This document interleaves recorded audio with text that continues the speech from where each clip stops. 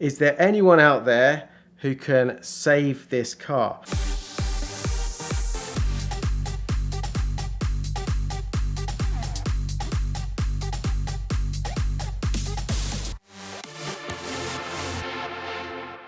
Being a Ferrari channel, everyone who finds these neglected Ferraris, nowadays, it's great for me. They send them through to me, via email or DM me. I got this DM on Instagram. Have you seen this? It was a Ferrari Testarossa. Obviously, I'm the Testarossa man with the Rattarossa. They sent me this picture.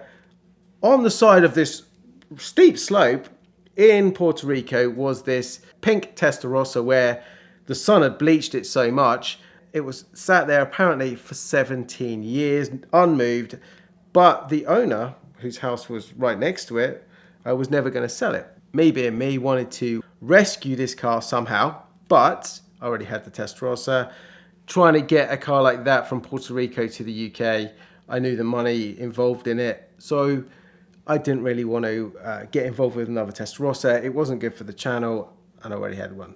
So I thought, well, we'll maybe find someone else to rescue this car. I like to rescue them. I like to put them back on the road. I hate to see them neglected in such a way. So I thought, okay, we've got these pictures.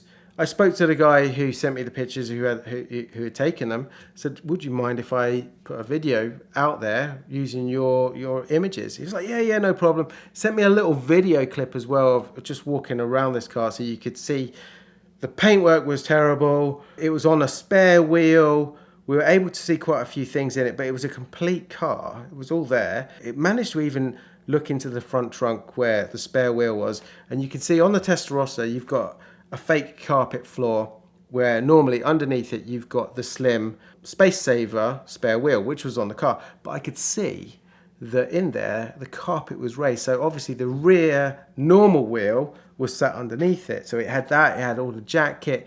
The car was complete, but it obviously sat there in the Puerto Rico sun and it was just completely faded, neglected. You had paint flaking off of it. From these number of 5, I think it was maybe 5 pictures, a couple of little video clips, I was able to put this video together and just, can you help me?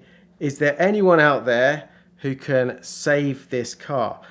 As I was putting the video together, the chap had spoken to the owner and he said, yeah, look, I will sell it. It's been sat there. I'm never going to get around to actually restoring this car. It was a low mileage, and I think he was the original owner of the car. And anyway, he said, look, I'm going to sell it. I'll sell it for $30,000, which Testarossa money is actually pretty good. It was a complete car, like I say. And if the engine was, turning, it could be rebuilt. Paintwork is paintwork. So it was a decent number. Anyway, we put the video together. I put it out there. It did remarkably well. It went on a few of the websites as well.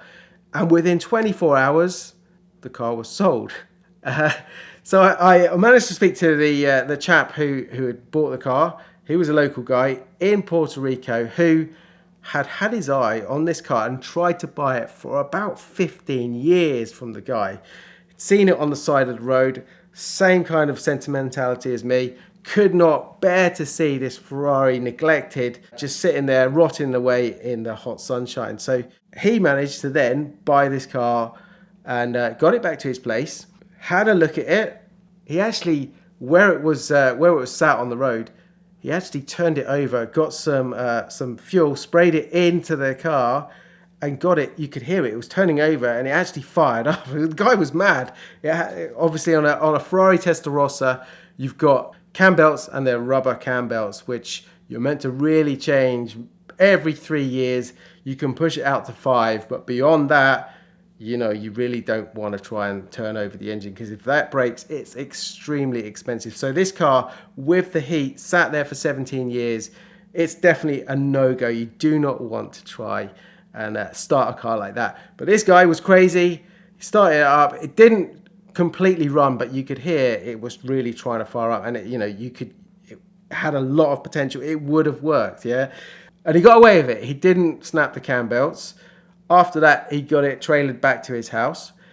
I kept in touch with him, and amazingly, these guys, his brothers, his family, over a month, transformed this car from where he took it. There was this massive patch on the ground where it just, the sun had bleached the tarmac around it, but this Testarossa that sat there for 17 years, it was still nice and black tarmac underneath. So he moved that way, got it back to his house. A month went by, they had got the engine working, they had stripped the car down, they started to repaint it back to Rosso Corsa. They'd done a really good job of it. They got all the wheels all done, and we're starting to put this car back together. And that's really where I left off with it. But $30,000 for a Ferrari Testarossa. My goal was achieved. I managed to get someone else to save it, and well, I'm sure it's probably back on the road now. I've got an invite to Puerto Rico. Actually, it reminds me to go and see this car and drive this car when it's finished. So the reason I didn't want to go buy it, because I didn't have the extra budget. I have a number of Ferrari projects, that are all on the go. Ferraris are not cheap things to maintain and restore.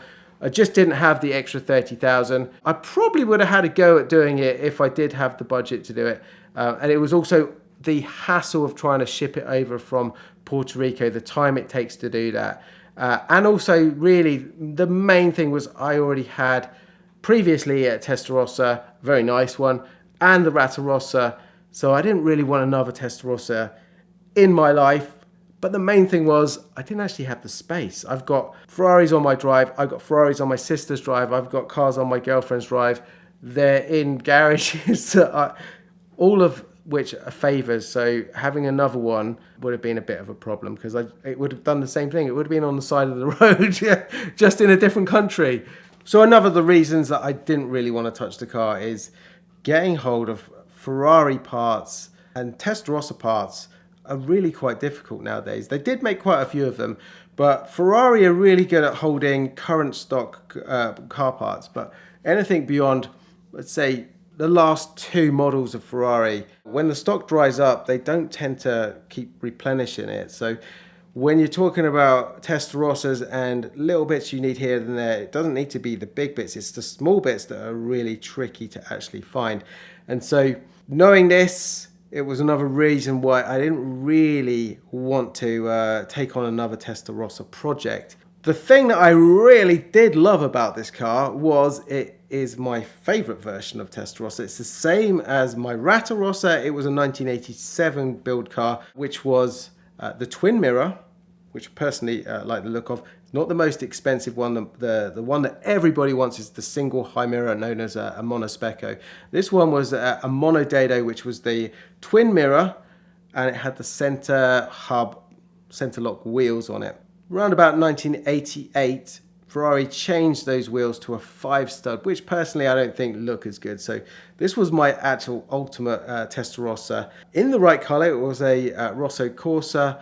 It had a black leather interior, which all needed retrimming. It all faded, it all started to tear apart, split. But the nice thing about it is you could see the whole car was there, including the toolkit. So it had a lot of potential, but it just, there was too many variables on it for me that it just wasn't worth me doing another Testarossa. So that meant really for me, finding somebody out there who would embrace this project with the same enthusiasm as me, who could put this car back rightfully where it needed to be, on the road. We'd like to thank the Ticket Clinic for supporting VINwiki this month. When you get a ticket, no matter where it happens, you're risking points on your license, costly fines, insurance premium increases, and risks of suspension or jail time. So it's more important than ever to have great representation. The Ticket Clinic is a nationwide law firm that can help you fight a ticket no matter where you get it. It's easier than ever to start a relationship with them. You'll just take your ticket, snap a picture of it, and text that picture to 305-305. You can also reach them at the link in the description below to thank them for their support of VINwiki and fight your ticket with the Ticket Clinic.